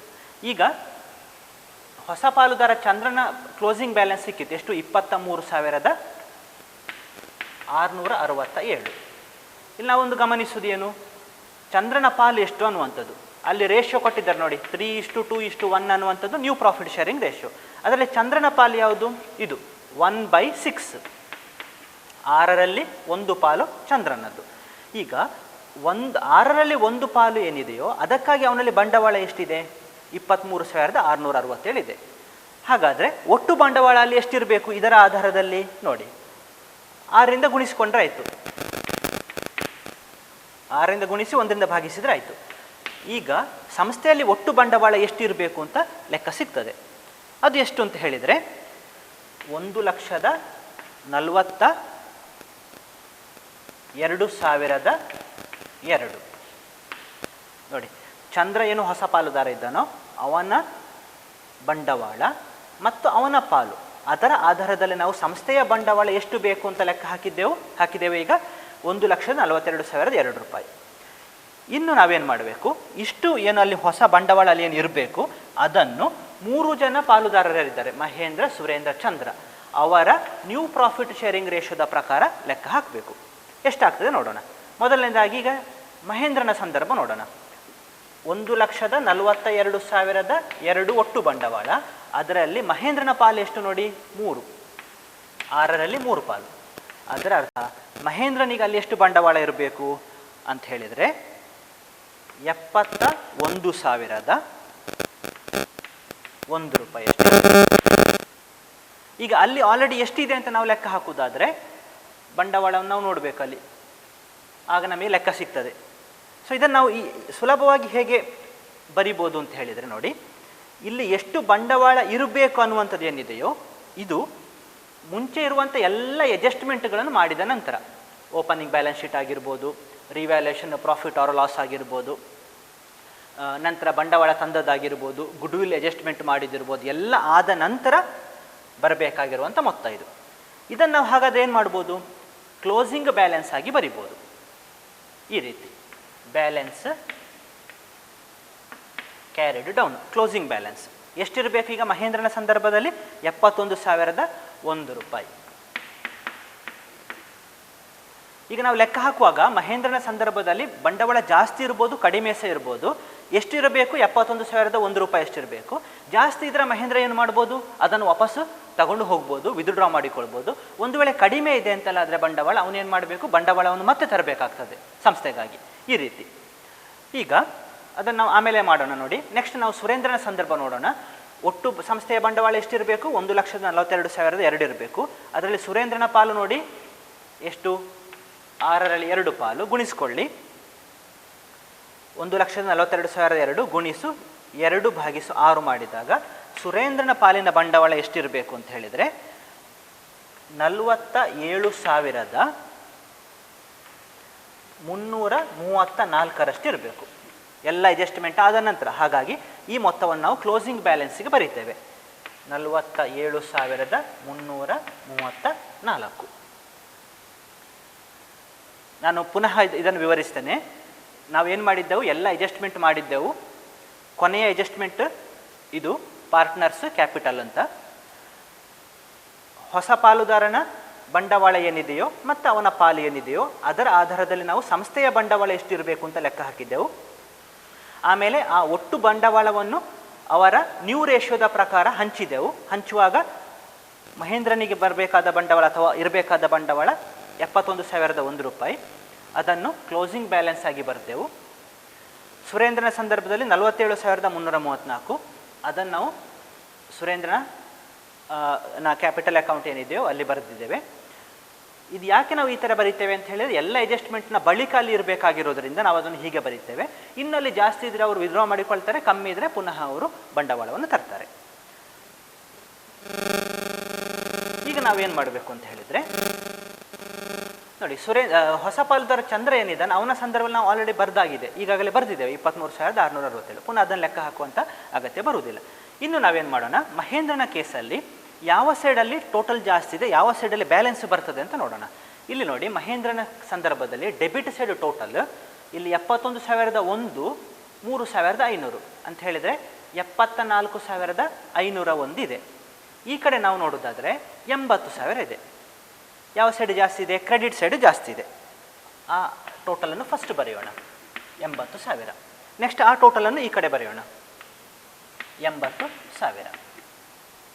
ಈಗ ಅರ್ಥ ಮಾಡಿಕೊಳ್ಳಿ, ಕ್ರೆಡಿಟ್ ಸೈಡ್ ಟೋಟಲ್ ಜಾಸ್ತಿ ಇದ್ದು ಡೆಬಿಟ್ ಸೈಡ್ ಟೋಟಲ್ ಕಡಿಮೆ ಇದ್ದರೆ ಅರ್ಥ ಏನು ಅಂತ ಹೇಳಿದರೆ, ಅಲ್ಲಿ ಎಷ್ಟು ಬಂಡವಾಳದ ಅಗತ್ಯ ಉಂಟಾ ಅದಕ್ಕಿಂತ ಜಾಸ್ತಿ ಬಂಡವಾಳ ಇದೆ ಅಂತ ಅರ್ಥ.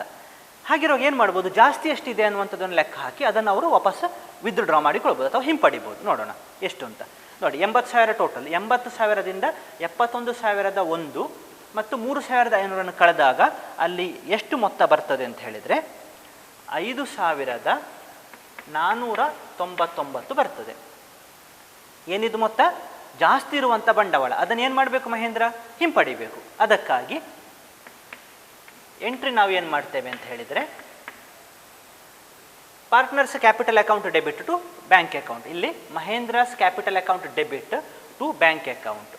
ಇಲ್ಲಿ ಏನು ಮಾಡಿದ್ದು? ಸರ್ಪ್ಲಸ್ ಅನ್ನು ವಿತ್ಡ್ರಾ ಮಾಡಿದ್ದು. ಈ ರೀತಿ ನಾವು ಬರಿಬೇಕಾಗ್ತದೆ.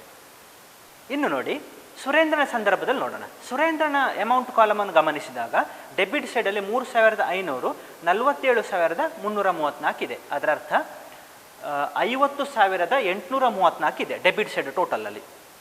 ಕ್ರೆಡಿಟ್ ಸೈಡ್ ನೋಡೋದಾದರೆ 42,333 ಇದೆ. ಅಂದರೆ ಡೆಬಿಟ್ ಟೋಟಲ್ ಜಾಸ್ತಿ ಇದೆ, ಕ್ರೆಡಿಟ್ ಕಮ್ಮಿ ಇದೆ. ಡೆಬಿಟ್ ಟೋಟಲ್ನ ಫಸ್ಟ್ ಬರಿಬೇಕು ನಾವು. 47,334 ಕೂಡಿಸು 3,500 ಮಾಡಿದಾಗ 50,834 ಬರ್ತದೆ. ಅದನ್ನೀಗ ಕ್ರೆಡಿಟ್ ಸೈಡಲ್ಲಿ ಬರೆಯೋಣ, 50,834. ಇದರಿಂದ ಇಲ್ಲಿರುವಂಥ 42,333 ಕಳೆದಾಗ ಮೊತ್ತ ಎಷ್ಟು ಬರ್ತದೆ ಅಂತ ಹೇಳಿದರೆ 8,501 ಬರ್ತದೆ. ಈಗೇನು ಅರ್ಥ ಆಯಿತು ನೋಡಿ, ಯಾವಾಗ ಡೆಬಿಟ್ ಟೋಟಲ್ ಜಾಸ್ತಿ ಇದ್ದು ಕ್ರೆಡಿಟ್ ಟೋಟಲ್ ಕಡಿಮೆ ಇರ್ತದೋ ಆವಾಗ ಅಲ್ಲಿ ಎಷ್ಟು ಬಂಡವಾಳ ಇರಬೇಕಿತ್ತೋ ಅಷ್ಟು ಬಂಡವಾಳ ಇಲ್ಲ ಅಂತ ಅರ್ಥ. ಎಷ್ಟು ಬಂಡವಾಳ ಇರಬೇಕಿತ್ತು ಅಷ್ಟು ಬಂಡವಾಳ ಅಲ್ಲಿ ಇಲ್ಲ ಅಂತ ಅರ್ಥ. ಹಾಗಾಗಿ ನಾವು ಆ ಟೋಟಲನ್ನು ಫಸ್ಟ್ ಬರೆದು ಅದರಿಂದ ಇಲ್ಲಿರುವಂಥದ್ದನ್ನು ಕಳೆದದ್ದು. ಈಗ ಅಲ್ಲಿ ಏನಿದೆ? ಡೆಫಿಸಿಟ್ ಇದೆ. ಡೆಫಿಸಿಟ್ ಕ್ಯಾಪಿಟಲ್ ಇದೆ. ಅಂದರೆ ಎಷ್ಟು ಬೇಕೋ ಅಷ್ಟು ಇಲ್ಲ ಅಂತ ಅರ್ಥ. ಅದನ್ನೇನು ಮಾಡಬೇಕೀಗ ಸುರೇಂದ್ರ? ಮತ್ತೆ ತರಬೇಕು ಸಂಸ್ಥೆಗೆ. ತರುವಾಗ ಎಂಟ್ರಿ ಏನಾಗ್ತದೆ ನೋಡಿ, bank account debit to Surendra's capital account ಆಗ್ತದೆ. ಅದಕ್ಕಾಗಿ ಕ್ರೆಡಿಟ್ ಸೈಡಲ್ಲಿ ಬ್ಯಾಂಕ್ ಅಕೌಂಟ್ 8,501. ಇಲ್ಲಿ ಮಹೇಂದ್ರನ ಕೇಸಲ್ಲಿ ಅವನು ಜಾಸ್ತಿ ಇದೆ ಅಂತ ವಾಪಸ್ ತಗೊಂಡು ಹೋಗ್ತಾ ಇದ್ದಾನೆ, ಹಾಗಾಗಿ ಇಲ್ಲಿ ಯಾವುದೇ ಮೊತ್ತ ಬರುವುದಿಲ್ಲ. ಸುರೇಂದ್ರನ ಕೇಸಲ್ಲಿ ಅಲ್ಲಿ ಬೇಕಾದಷ್ಟು ಇಲ್ಲ, ಅವನು ತರ್ತಾ ಇದ್ದಾನೆ. ಚಂದ್ರನ ಕೇಸಲ್ಲಿ ಏನಿದೆ? ಎಷ್ಟಿರಬೇಕಿತ್ತು ಅಷ್ಟಿದೆ. ಯಾಕೆ? ಅದರ ಆಧಾರದಲ್ಲೇ ನಾವು ಅಲ್ಲಿ ಬಂಡವಾಳವನ್ನು ಲೆಕ್ಕ ಹಾಕಿರುವಂಥದ್ದು. ನೋಡಿ, ಈ ರೀತಿ ನಾವೇನು ಮಾಡಬೇಕು? Adjustment number 5, adjustment of partners capitals as per their new profit sharing ratio, ಅದನ್ನು ಮಾಡಬೇಕಾಗ್ತದೆ ನೋಡಿ. ಸೊ ಇದು ಕ್ಲೋಸಿಂಗ್ ಬ್ಯಾಲೆನ್ಸ್ ಕ್ಯಾರಿ ಡೌನ್ ಅನ್ನುವಂಥದ್ದು ಬರ್ತದೆ. ಸೊ ಇಷ್ಟು ಮಾಡಿ ಮುಂದಿನ ಅವಧಿಗೆ ಬ್ಯಾಲೆನ್ಸ್ ಬ್ರಾಟ್ ಡೌನ್ ಅಂತ ಬರೆದ್ರೆ ಆಯಿತು. 71,001, 47,334, 23,667. ಸೊ ಇಷ್ಟು ಮಾಡಿದ ನಂತರ ನಾವಿನ್ನೇನು ಮಾಡಬೇಕು?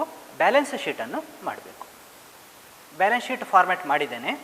Balance sheet as on 1/4/2017. ಯಾವ ತಾರೀಕಿಗೆ ಅಲ್ಲಿ ಹೊಸ ಪಾಲುದಾರನ ಆಗಮನ ಆಗ್ತದೆ ಆ ತಾರೀಕಿನಂದು ನಾವು ಏನು ಮಾಡ್ತಾ ಇದ್ದೇವೆ? ಬ್ಯಾಲೆನ್ಸ್ ಶೀಟನ್ನು ಮಾಡ್ತಾ ಇದ್ದೇವೆ. ಮೊದಲನೇದಾಗಿ ನಾವು ಅಸೆಟ್ ಸೈಡಲ್ಲಿ ಪ್ರಾರಂಭ ಮಾಡೋಣ. ಕ್ಯಾಶ್ ಎಟ್ ಬ್ಯಾಂಕ್ ಏನಿದೆ ಅದನ್ನು ಫಸ್ಟ್ ಬರಿಬೇಕು ನಾವು. ಕರೆಂಟ್ ಅಸೆಟ್ಸ್,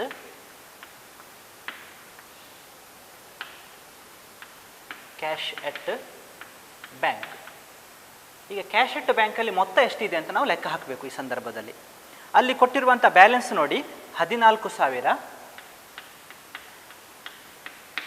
ಅದಕ್ಕೆ ಏನನ್ನು ಆ್ಯಡ್ ಮಾಡಬೇಕು? ಚಂದ್ರ ಹೊಸ ಪಾಲುದಾರ ಇದ್ದಾನೇನು, ಅವನು ಮೊತ್ತ ತರ್ತಾನೆ ಬಂಡವಾಳಕ್ಕಾಗಿ 26,000 ರೂಪಾಯಿ. ಅದನ್ನೇನು ಮಾಡಬೇಕು? ನಾವು ಸೇರಿಸಬೇಕು. ಜೊತೆಗೆ ಅಲ್ಲಿ ಎರಡನೇ ಹಳೆ ಪಾಲುದಾರ ಯಾರಿದ್ದಾನೆ ಸುರೇಂದ್ರ, ಅವನು ಬಂಡವಾಳ ಇನ್ನೂ ಸ್ವಲ್ಪ ತರ್ತಾ ಇದ್ದಾನೆ. ಯಾಕೆ? ಅವನ ಕ್ಯಾಪಿಟಲ್ ಅಕೌಂಟ್ನಲ್ಲಿ ಎಷ್ಟು ಬಂಡವಾಳ ಇರಬೇಕಿತ್ತು ಅಷ್ಟು ಇರಲಿಲ್ಲ ಅಲ್ಲಿ. ಹಾಗಾಗಿ ಅವನು ತರ್ತಾ ಇರುವಂತಹ ಮೊತ್ತವನ್ನು ನಾವು ಸೇರಿಸಬೇಕಿಲ್ಲಿ 8,501. ಆನಂತರ ಮಹೇಂದ್ರನ ಸಂದರ್ಭದಲ್ಲಿ ಅಲ್ಲಿ ಬಂಡವಾಳ ಹೆಚ್ಚಿಗಿತ್ತು ನೋಡಿ, ಅದನ್ನು ಅವನು ಏನು ಮಾಡ್ತಾ ಇದ್ದಾನೆ, ವಾಪಸ್ ಪಡೀತಾ ಇದ್ದಾನೆ. ಅದನ್ನು ನಾವು ಕಳಿಬೇಕು. ಅದೆಷ್ಟು ಅಂತ ಹೇಳಿದರೆ 5,499. ಇಷ್ಟು ಮಾಡಿದಾಗ ಬ್ಯಾಂಕ್ ಕ್ಯಾಶ್ ಅಟ್ ಬ್ಯಾಂಕಿನಲ್ಲಿ ಮೊತ್ತ ಎಷ್ಟು ಅಂತ ಸಿಗ್ತದೆ. ಓಪನಿಂಗ್ ಬ್ಯಾಲೆನ್ಸ್, ಹೊಸ ಪಾಲುದಾರ ತಂದಿರುವಂಥ ಮೊತ್ತ, ಅಲ್ಲಿ ಡೆಫಿಸಿಟಿಗಾಗಿ ತಂದಿರುವಂತಹ ಮೊತ್ತ, ಸರ್ಪ್ಲಸನ್ನು ವಿತ್ಡ್ರಾ ಮಾಡಿರುವಂತಹ ಮೊತ್ತ. ಇಷ್ಟು ಮಾಡಿದಾಗ ಅಲ್ಲಿ ಎಷ್ಟು ಅಮೌಂಟ್ ಇದೆ ಅಂತ ಹೇಳಿದರೆ 43,002 ರೂಪಾಯಿಯಷ್ಟು ಬ್ಯಾಲೆನ್ಸ್ ಇದೆ. ಅದು ಕ್ಯಾಶ್ ಅಟ್ ಬ್ಯಾಂಕ್ ಆಗ್ತದೆ. ಆಮೇಲೆ ಡೆಟಾರ್ಸ್ ಬರಿಬೇಕು ನಾವು. ಡೆಟಾರ್ಸ್ ಸಂದರ್ಭ ನೋಡಿ, ಬ್ಯಾಲೆನ್ಸ್ ಶೀಟ್ನಲ್ಲಿ ಕೊಟ್ಟಿರುವಂತಹ ಡೆಟಾರ್ಸ್ ಮೌಲ್ಯವನ್ನು ಬರಿಬೇಕು 32,000. ಅದರಿಂದ ಪ್ರೊವಿಷನ್ ಫಾರ್ ಡೌಟ್ಫುಲ್ ಡೆಟ್ಸನ್ನು ಕಳಿಬೇಕು. ಎಷ್ಟಿದೆ ಅಂತ ಹೇಳಿದರೆ ನೋಡೋಣ. ಅಲ್ಲಿ ಬ್ಯಾಲೆನ್ಸ್ ಶೀಟಲ್ಲಿ ಕೊಟ್ಟಿರುವಂಥದ್ದು 1,000. ನಾವು ರಿವ್ಯಾಲ್ಯೂಯೇಷನ್ ಅಕೌಂಟಿನಲ್ಲಿ ಏನು ಮಾಡಿದ್ದೆವು, ಮತ್ತೆ 2,200 ಸೇರಿಸ್ಕೊಂಡೆವು. ಯಾಕೆ, 10% ಇರಬೇಕು. 32,000 10% ಅಂದರೆ 3,200 ಬರಬೇಕಲ್ಲಿ. ಅದಕ್ಕಾಗಿ 2,200 ಸೇರಿಸಿದ್ದೆವು. ಅಲ್ಲಿ ಇರುವಂಥದ್ದು 1,000 ಪ್ಲಸ್ ನಾವು ಸೇರಿಸಿದ್ದು 2,200, ಒಟ್ಟು ಎಷ್ಟು ಬಂತು ಈಗ, 3,200, 10%. ಅದನ್ನು ಕಳಿಬೇಕು. ಬರುವಂಥ ಮೊತ್ತವನ್ನು ಹೊರಗಡೆ ಕಾಲಮಲ್ಲಿ ಬರಿಬೇಕು. 28,200 ಅದು ನೆಟ್ ಡೆಟಾರ್ಸ್. ಆಮೇಲೆ ಸ್ಟಾಕನ್ನು ಬರಿಬೇಕು ನಾವು. ಸ್ಟಾಕಿಗೆ ಸಂಬಂಧಪಟ್ಟಾಗ ಅಲ್ಲಿ ಯಾವುದೇ ಅಡ್ಜಸ್ಟ್ಮೆಂಟ್ ಇಲ್ಲ. ಬ್ಯಾಲೆನ್ಸ್ ಶೀಟಲ್ಲಿ ಏನು ಕೊಟ್ಟಿದ್ದಾರೆ ಆ ಸ್ಟಾಕನ್ನು ನಾವು ಹಾಗೆ ಬರಿಬೇಕು 39,000.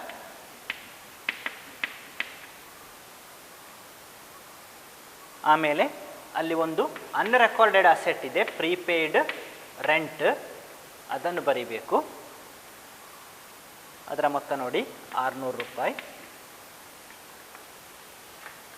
ಅಲ್ಲಿಗೆ ಎಲ್ಲ ಕರೆಂಟ್ ಅಸೆಟ್ಸನ್ನು ನಾವು ಬರೆದ ಹಾಗೆ ಆಯಿತು. ಇನ್ನು ನಾವೇನು ಬರಿಬೇಕು ಅಂತ ಹೇಳಿದರೆ, ಇನ್ವೆಸ್ಟ್ಮೆಂಟ್ಸ್ ಇದ್ದರೆ ಬರಿಬೇಕು. ಈ ಸಂದರ್ಭದಲ್ಲಿ ಯಾವುದೇ ಇನ್ವೆಸ್ಟ್ಮೆಂಟ್ಸ್ ಬ್ಯಾಲೆನ್ಸ್ ಶೀಟ್ನಲ್ಲಿ ಕೊಟ್ಟಿಲ್ಲ, 0 ಅಂತ ಬರೆದರೆ ಆಯಿತು. ನಂತರ ನಾವು ಕೊನೆಯಲ್ಲಿ ಫಿಕ್ಸ್ಡ್ ಅಸೆಟ್ಸನ್ನು ಬರೀತೇವೆ. 3 ಫಿಕ್ಸ್ಡ್ ಅಸೆಟ್ಸ್ ಇದೆ ಅಲ್ಲಿ. ಮೆಷಿನರಿ ಇದೆ, ಲ್ಯಾಂಡ್ ಆ್ಯಂಡ್ ಬಿಲ್ಡಿಂಗ್ಸ್ ಇದೆ, ಮೋಟಾರ್ ಕಾರ್ ಇದೆ. ನಾವು ಇಮೂವೇಬಲ್ ಫಸ್ಟ್ ಬರಿಬೇಕು. ಅದರಲ್ಲಿ ಮೋಟಾರ್ ಕಾರ್ ಬರಿಬೇಕು. ಮೋಟಾರ್ ಕಾರ್ನ ಮೌಲ್ಯ ನೋಡಿ, ಬ್ಯಾಲೆನ್ಸ್ ಶೀಟಲ್ಲಿ ಕೊಟ್ಟಿರುವಂಥದ್ದು 8,000. ಅಲ್ಲಿ ಡಿಪ್ರಿಸಿಯೇಷನ್ ಇದೆ,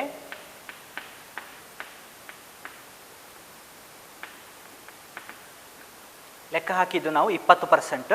ಅದರ ಅರ್ಥ 1,600. ಬರುವಂತಹ ಬ್ಯಾಲೆನ್ಸ್ 6,400. ಆ ನಂತರ ನಾವು ಬರೀಲಿಕ್ಕಿರುವಂಥದ್ದು ಮೆಷಿನರಿ ಬ್ಯಾಲೆನ್ಸ್ ಶೀಟ್ ಮೊತ್ತ ನೋಡಿ,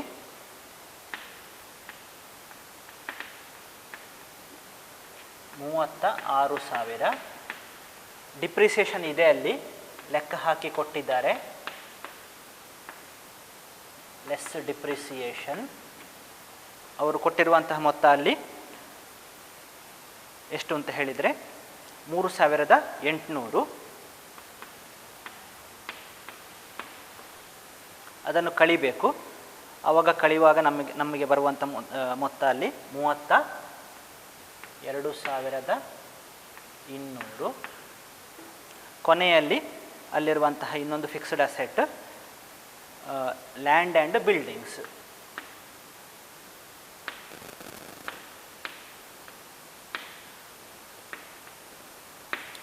ಲ್ಯಾಂಡ್ ಆ್ಯಂಡ್ ಬಿಲ್ಡಿಂಗ್ಸಿಗೆ ಸಂಬಂಧಪಟ್ಟಾಗ ಅಲ್ಲಿ ಯಾವುದೇ ಅಡ್ಜಸ್ಟ್ಮೆಂಟ್ ಇಲ್ಲ.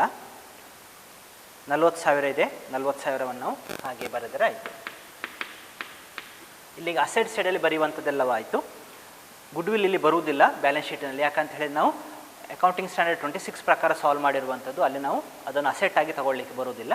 ಕ್ಯಾಪಿಟಲ್ ಅಕೌಂಟ್ನಲ್ಲಿ ನಾವು ಅದನ್ನು ಈಗಾಗಲೇ ಅಡ್ಜಸ್ಟ್ಮೆಂಟ್ ಮಾಡಿದ್ದೇವೆ. ಇನ್ನು ಲಯಬಿಲಿಟಿ ಸೈಡಲ್ಲಿ ನೋಡಿ, ಪ್ರಥಮವಾಗಿ ನಾವು ಕರೆಂಟ್ ಲಯಬಿಲಿಟೀಸ್ ಬರೆಯೋಣ.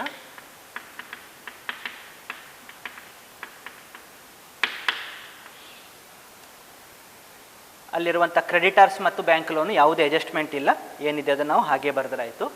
ಕ್ರೆಡಿಟಾರ್ಸ್ 40,000. ಇಲ್ಲಿ ಬ್ಯಾಂಕ್ ಲೋನನ್ನು ನಾವು ಕರೆಂಟ್ ಲಯಬಿಲಿಟೀಸಲ್ಲಿ ಬರೆಯೋಣ.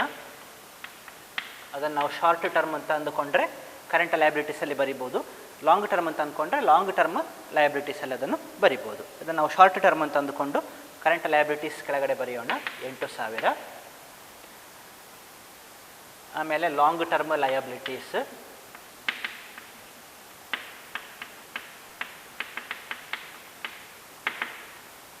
ಯಾವುದೇ ಐಟಮ್ಸ್ ಇಲ್ಲ ಅಲ್ಲಿ. ತದನಂತರ ನಾವು ಕ್ಯಾಪಿಟಲ್ ಅಕೌಂಟ್ಸ್, ಯಾರೆಲ್ಲ ಪಾಲುದಾರರು ಇದ್ದಾರೋ ಅವರ ಕ್ಯಾಪಿಟಲ್ ಅಕೌಂಟ್ಸನ್ನು ಬರೀತಾ ಇದ್ದೇವೆ. ಮೊದಲನೆಯ ಪಾಲುದಾರ ಮಹೇಂದ್ರ, ಎರಡನೇ ಪಾಲುದಾರ ಸುರೇಂದ್ರ, ಹೊಸ ಪಾಲುದಾರ ಚಂದ್ರ. ಅವರ ಕ್ಯಾಪಿಟಲ್ ಅಕೌಂಟ್ಸ್ ಅಮೌಂಟನ್ನು ಬರೀಬೇಕು. ಕ್ಲೋಸಿಂಗ್ ಮೊತ್ತವನ್ನು ನಾವು ಬರಿತಾ ಇದ್ದೇವೆ. ಲೆಕ್ಕ ಹಾಕಿರುವಂಥದ್ದು ನಾವು 71,001,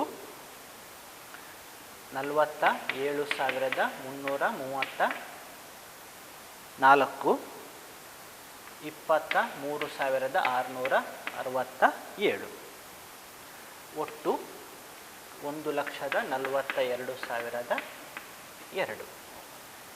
ಇಲ್ಲಿಗೆ ಬ್ಯಾಲೆನ್ಸ್ ಶೀಟ್ನಲ್ಲಿ ಬರೀಬೇಕಾದ ಎಲ್ಲ ಅಸೆಟ್ಸು ಲಯಬಿಲಿಟೀಸನ್ನು ನಾವು ಬರೆದಿದ್ದೇವೆ. ಇನ್ನು ಬ್ಯಾಲೆನ್ಸ್ ಶೀಟ್ ಟೋಟಲ್ ಎಷ್ಟು ಬರ್ತದೆ ಅಂತ ನೋಡೋಣ. ಲಯಬಿಲಿಟಿ ಸೈಡಲ್ಲಿ ನೋಡಿ 1,42,200, 8,000, 40,000, ಅದರರ್ಥ 1,90,002. Credit liability side 1,90,002. Asset side ಕೂಡ ಅಷ್ಟೇ ಮೊತ್ತ ಬರ್ತದೆ,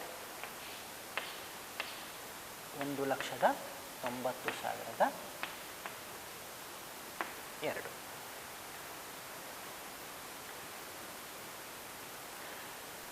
ಕೆಳಗೆ ಕೊಟ್ಟಿರುವಂಥ ಡಿಸ್ಕ್ರಿಪ್ಷನ್ ಬಾಕ್ಸಲ್ಲಿ ಇಲ್ಲಸ್ಟ್ರೇಷನ್ 6ನೇದು ಏನಿದೆಯೋ ಅದನ್ನು ಹೋಮ್ವರ್ಕ್ ಆಗಿ ನೀವು ಮಾಡಬೇಕು. ಅಲ್ಲಿ 3 ಜನ ಪಾಲುದಾರರಿದ್ದಾರೆ, ಗಂಗಾ, ಯಮುನಾ ಮತ್ತು ಕಾವೇರಿ ಅಂತ. ಅಲ್ಲಿರಬೇಕಾದ ಎಲ್ಲ ವಿಷಯಗಳನ್ನು ಕೊಟ್ಟದಿದೆ, ಪ್ರಶ್ನೆ ಇದೆ, ಉತ್ತರವನ್ನು ಕೂಡ ಕೊಟ್ಟಿದ್ದೇನೆ. ಅಲ್ಲಿ ನೀವೇನು ಮಾಡಿ ನಿಮ್ಮಷ್ಟಕ್ಕೆ ಆ ಒಂದು ಪ್ರಾಬ್ಲಮನ್ನು ಸಾಲ್ವ್ ಮಾಡಿ ನೀವು ಉತ್ತರವನ್ನು ಕಂಡುಕೊಳ್ಬೇಕು.